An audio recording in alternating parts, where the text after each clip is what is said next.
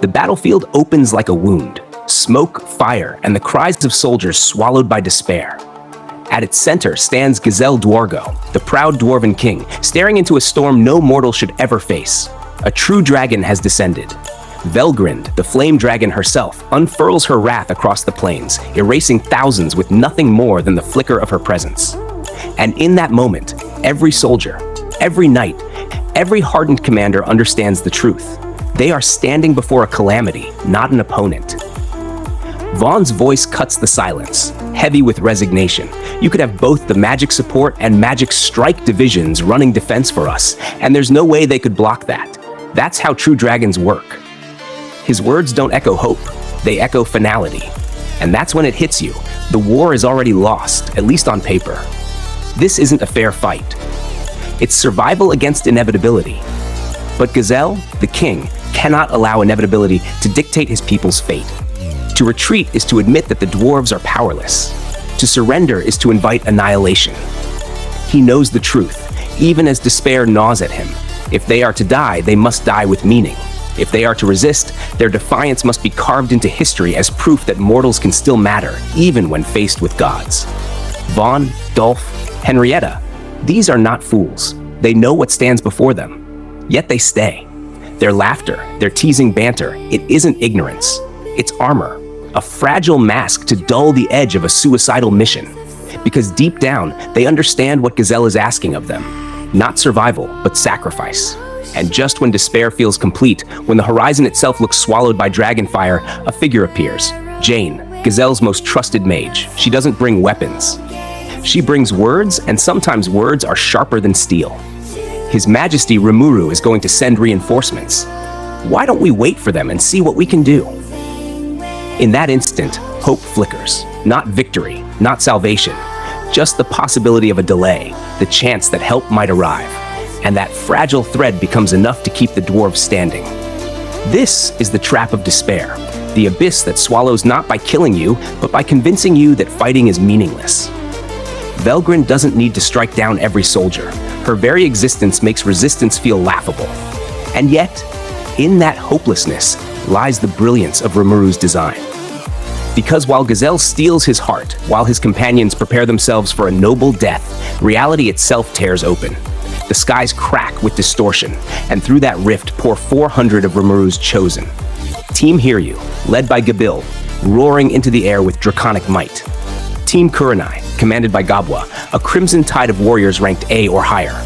And towering above them all, an impossible figure, the Demon Colossus, a monstrous construct of steel and sorcery, newly forged. Even Gazel, who had marched across countless battlefields, cannot help but let awe slip into his voice. It's a good thing it's on our side. This is where the loop tightens. The hopelessness doesn't shatter, it bends. It makes room for a question. Perhaps, just perhaps, they are not here to die after all. From the ranks of Tempest step the ones who command silence by their very presence. Testarossa, Carrera, and Ultima. Rimuru's primordial demons, clad not in ceremony but in purpose. There is no time for greetings, no time for diplomacy. Testarossa lays it bare with calm precision. Rimuru's goal is not Velgrynd, not the Empire's army. The true target is the Emperor himself. Velgrynd's ritual is a wall that must be torn down, not sidestepped. The council erupts with doubt. Vaughn finds the idea more realistic than a suicide mission, while Dolph hesitates, desperate for alternatives. But it's Jane's question that twists the knife. Could even the primordial demons truly fight a flame dragon? Testarossa's reply is stripped of bravado, stripped of lies. To be honest, I don't think we can. A silence follows, heavy, suffocating. If even they don't believe they can win, then what chance remains? This is the bait of information asymmetry. We, the listeners, know what Rimuru has prepared. The demons know the truth of their limits. But Gazel's forces are caught in the tension of not knowing which is stronger, the dragon or Rimuru's will. Jane suggests waiting, holding, delaying for Rimuru himself. But Carrera won't have it. Her voice is flame itself. Velgrynd cannot be ignored. If left unchecked, she could return to the capital, destroy Rimuru's path, undo everything. Their mission isn't a choice. It's law. Hakuro ends the debate with a clarity that feels like a blade through fog. This is no debate. We are here to unify command, not to seek consensus. Gazel, bound by respect for his master, yields. The council bends, their doubts swallowed by necessity. This isn't about whether they can win, it's about whether they can buy time. And with that, the trap snaps shut. Because now, the impossible confrontation is no longer an abstract terror, it is the plan. The demons, the dwarves, and Tempest's finest will face Velgrynd not to defeat her, but to hold her, to force open a path for Rimuru, to stand in the fire, knowing full well it will burn. The clash begins not with screams, but with Velgrynd's chilling calm. The primordial demons march toward her, weapons in hand, and she greets them not as enemies, but as assets. Why don't you join our camp? As primals, you certainly possess the strength for it. I promise you'll all be treated well. There's no mockery in her voice, only confidence. She does not doubt her eventual victory. Their refusal is absolute. Not hesitation, not bargaining, but loyalty carved into stone. Testarossa answers for all three. Demons never break their contracts. You know that, right? They stand for Rimuru, even if it means standing against eternity itself. And Velgrynd smiles. Not because she underestimates them, but because she enjoys their defiance. Her power fractures the battlefield. Parallel existence. Bodies multiply, each one wielding her full might. Magic becomes useless. Despair surges again. But the demons adapt. They abandon spells, weaving weapons from the marrow of their own will. Carrera's sword, Testarossa's ivory flame whip, Ultima's cursed blades. These aren't tricks of magic. They are extensions of themselves, capable of piercing even a true dragon's flesh.